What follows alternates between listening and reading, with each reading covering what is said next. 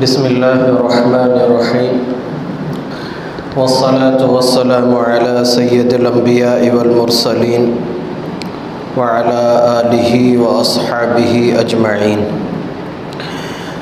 اما بعد فاعوذ باللہ من الشیطان الرجیم بسم اللہ الرحمن الرحیم اقتربت الساعة وانشق القمر وَإِن يَرَوْا آيَةً يُعْرِضُوا وَيَقُولُوا سِحْرٌ مُسْتَمِرٌّ وقال الله تعالى النبي أولى بالمؤمنين من أنفسهم وأزواجه أمهاتهم۔ اللہ رب العزت نے جتنے بھی نبی آئے ہیں ہر ایک کو معجزات عطا کیے ہیں۔ معجزہ کہتے ہیں ایسی چیز کو، ایسی عادت کو جو اللہ کسی نبی سے سرزد کروائیں اور تمام کی تمام انسانیت کی عقلیں اور سوچیں اس سے عاجز ہو جائیں، کہ جو کام نبی سے سرزد ہو رہا ہوتا ہے وہ کام دنیا کے کسی عام انسان سے نہیں ہو سکتا۔ ہر عام انسان چاہے وہ جتنا بڑا علم رکھنے والا ہو، وہ جتنا بڑا پامسٹ ہو، جتنا بڑا اس کے اندر ہنر ہو، سکلز ہو، وہ اس چیز کو کر ہی نہ سکے، اس کی عقل اس کو قبول کر نہ سکے۔ تو حضور اکرم صلی اللہ علیہ وسلم کے اتنے معجزات ہیں جس کا شمار کرنا مشکل ہے۔ ان میں سے کچھ اس جمعے کے اوپر بیان کر لیتے ہیں کہ اللہ رب العزت نے سب سے بڑا معجزہ جو حضور کائنات محمد مصطفیٰ صلی اللہ علیہ وسلم کو عطا فرمایا ہے وہ قرآن پاک کا ہے، کہ پہلے نبیوں کے اوپر جتنی بھی کتابیں نازل ہوئی ہیں، جتنے بھی صحیفے نازل ہوئے ہیں، وہ سارے کے سارے تحریف کا شکار ہو گئے۔ 4 مشہور آسمانی کتابوں کے علاوہ 100 صحیفے اللہ نے نازل کیے، وہ بھی مفقود ہو گئے، وہ بھی غائب ہو گئے، جن کا آج کچھ حدیثوں میں نام تو ملتا ہے، ان کے مخطوط صحیح طریقے پر نہیں مل رہے۔ حتیٰ کہ تورات، زبور، انجیل بھی تحریف کا شکار ہو چکی ہیں، لیکن قرآن آپ صلی اللہ علیہ وسلم کا وہ واحد معجزہ ہے جو کائنات کے اندر قیامت تک کے لیے باقی رہنے والا ہے۔ اور اللہ نے اس وقت سے لے کر قیامت تک کے انسانوں کو یہ سبق دیا ہے، یہ چیلنج دیا ہے کہ اگر تم صادق ہو، تم امین ہو، تم پامسٹ ہو، تم شاعری کے اندر پوری دنیا پر حاوی ہونے والے ہو، تو آؤ قرآن جیسی ایک آیت تو بنا کر دکھاؤ۔ اللہ نے قرآن میں چیلنج کیا ہے۔ تو سب سے پہلا معجزہ قرآن پاک ہے آپ صلی اللہ علیہ وسلم کا۔ ایک معجزہ آتا ہے آپ صلی اللہ علیہ وسلم کی نبوت کے بارے میں کہ قریش اکٹھے ہوئے۔ اکٹھے ہونے کے بعد اہل مکہ بھی موجود تھے۔ انہوں نے کہا کہ اے محمد صلی اللہ علیہ وسلم، اگر آپ کہتے ہیں کہ میں سچا نبی ہوں، کہ اللہ میری طرف وحی نازل فرماتے ہیں اور میں جو بھی بات کہتا ہوں وہ اللہ کی طرف سے کہتا ہوں، اپنی طرف سے کچھ بھی نہیں کہتا، اور اللہ نے مجھے آخری نبی بنا کر بھیجا ہے، تو چلو چاند کے 2 ٹکڑے کر دو تو ہم مان لیں گے۔ آپ صلی اللہ علیہ وسلم نے ارشاد فرمایا ٹھیک ہے، میدان میں اکٹھے ہو جاؤ۔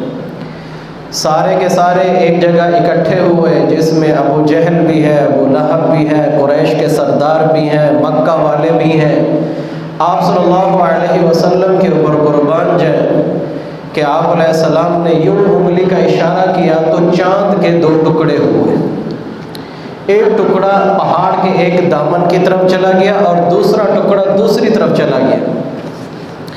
تو الٹا ہونا تو یہ چاہیے تھا کہ سارے کے سارے قریش اور اہل مکہ اس کو قبول کرتے، جیسا کہ ان کا دعویٰ تھا کہ ہمیں ریفرنس دے دیں، ہمیں دلیل دے دیں کہ چاند کے 2 ٹکڑے ہو جائیں، ہم ایمان لے آئیں گے۔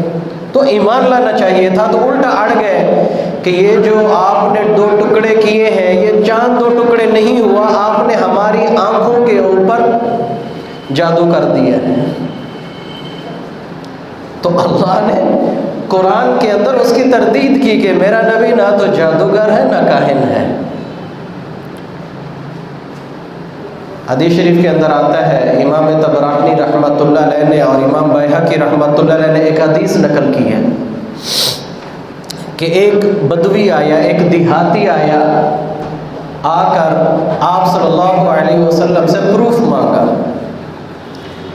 کہ اگر آپ نبی ہیں تو کوئی پروف دے مجھے۔ تو اس کے اوپر وہ مردہ جانور لے کے آیا، مردہ گوہ لے کے آیا اور آ کے کہا کہ میں تب اس بات کو مانوں گا کہ آپ نبی ہیں کہ یہ جانور مان لیں۔ عقل سے بالا تر ہے، ایک جانور ہو اور دوسرا ہو بھی مردہ، اور وہ گواہی دے کہ آپ اللہ کے نبی ہیں تو میں مانوں گا ورنہ نہیں مانوں گا۔ آج سائنس ترقی کر چکی ہے، ٹیکنالوجی بہت آگے چلی گئی ہے، آئی کا کام بہت آگے چلا گیا ہے، سائنس کے اندر بہت ترقی ہوئی ہے، انسان نے بہت زیادہ آگے بڑھوتری کی ہے۔ قربان جائیں 2 جہاں کے سردار کے اوپر آپ صلی اللہ علیہ وسلم مسکرائے اور یوں اشارہ کیا مردہ گوہ کی طرف، یا رب، اے مردہ گوہ۔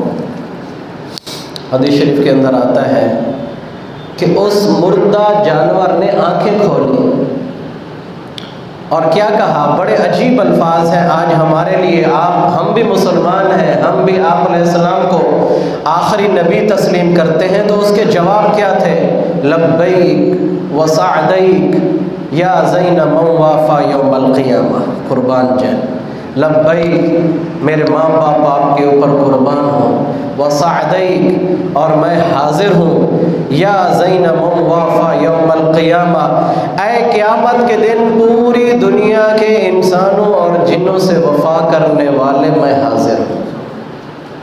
قربان جائیں، آپ علیہ السلام نے اس سے پھر 2 سوال کیے۔ سب سے پہلا سوال، من تعبد، تو کس کی عبادت کرتی ہے، تیرا رب کون ہے، تو کس کے سامنے جھکتی ہے، تو کس کی پرستش کرتی ہے؟ تو اس نے بڑا عجیب جواب دیا۔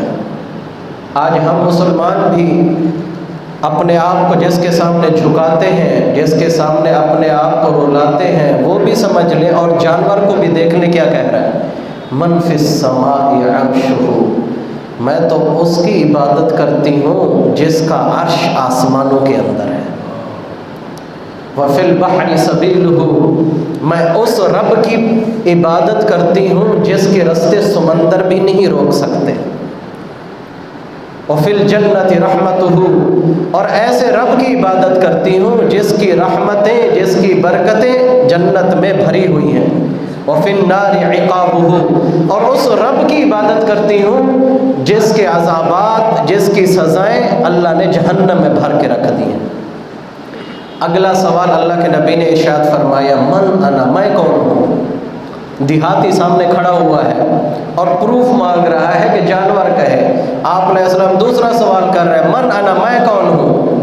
قربان جائے اس گوہ کے اوپر کہ اللہ نے جس کی زبان سے 2 جہاں کے سردار کی صداقت دلوائی ہے، کیا کہتی ہے گوہ، انت رسول رب العالمین، کہ تم 2 جہاں کے سردار، تمام جہانوں کے سردار، اللہ تعالیٰ کے نبی کے کیا ہو، اللہ تعالیٰ کا نبی ہے، تو انت رسول رب العالمین وخاتم النبیین، اور آخری نبی ہے، قد افلح من صدقک، کہ ہر وہ شخص جس نے تیری تصدیق کی، تیری بات کو مانا، وہ کامیاب ہو گیا۔ وقد خواب من کذبک، اور جس نے تیری بات کا انکار کیا، آپ کو جھٹلایا، وہ خسارے میں پڑ گیا۔ وہ بدوی رونا شروع ہو گیا اور کیا کہا، لا اتبع اثرا بعد یوم، کہ آج کے بعد کسی بھی انسان کی میں پیروی نہیں کروں گا۔ کہ دو پہاڑوں کے درمیان آسمان سے لے کر زمین تک کوئی جگہ ایسی نہیں تھی کہ آپ سے زیادہ مبغوض میرے نزدیک کوئی بندہ ہوتا، اور آج اللہ گواہ ہے، ساری کائنات گواہ ہے کہ آپ سے زیادہ مجھے کسی سے محبت نہیں ہے۔ اشہد ان لا الہ الا اللہ وان محمد رسول اللہ۔ ایک حدیث کے اندر آتا ہے کہ ایک دیہاتی آیا، دوسرا، آپ علیہ السلام تشریف فرما ہوئے باہر ایک صحابی کے ساتھ، وہ دیہاتی سامنے آیا اور اس کو آپ علیہ السلام نے دعوت دی۔ دعوت دینے کے بعد فرمایا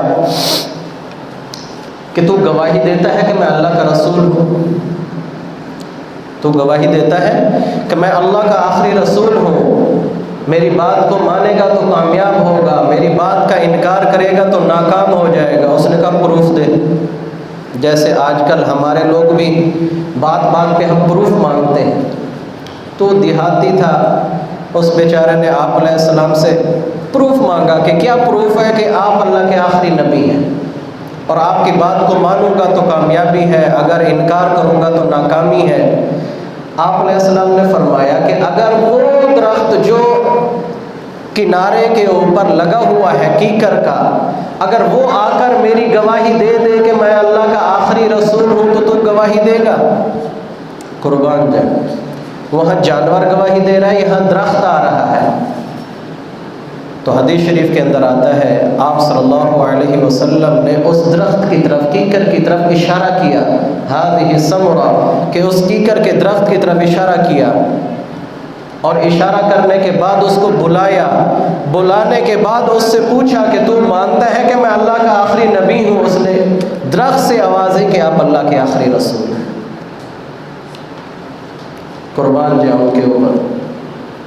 ایک معجزہ حدیث شریف کے اندر آتا ہے، آپ صلی اللہ علیہ وسلم، ایک یہودی تھا ابو رافع یہودی، بہت زیادہ آپ علیہ السلام کے بارے میں باتیں کرتا تھا اور بہت زیادہ ستاتا تھا۔ آپ صلی اللہ علیہ وسلم نے صحابہ کے اندر اعلان فرمایا کہ جو بندہ اس کو قتل کر دے اس کے لیے جنت۔ حضرت عبداللہ بن عتیق رضی اللہ تعالیٰ عنہ صحابی رسول ہیں، وہ اٹھے اور چل پڑے۔ حدیث شریف کے اندر آتا ہے کہ جب اس کو واصل جہنم کر دیا، قتل کر دیا، تو اس کے بعد سیڑھیوں سے نیچے اتر رہے تھے تو ٹانگ پھسلی ہے اور ٹوٹ گئی۔ بہت تکلیف ہوئی، آپ صلی اللہ علیہ وسلم کو پتہ چلا، آپ صلی اللہ علیہ وسلم نے بلایا کہ اے عبداللہ کیا ہوا؟ آپ علیہ السلام کے پوچھنے کے اوپر عرض کیا، یا رسول اللہ اتر رہا تھا، ٹانگ ٹوٹ گئی ہے۔ قربان جائے دو جہاں کے سردار پر، فرمایا ابسط رجلک، اپنی ٹانگوں کو پھیلا۔ ٹانگ کو پھیلایا آپ علیہ السلام کے فرمانے کے اوپر۔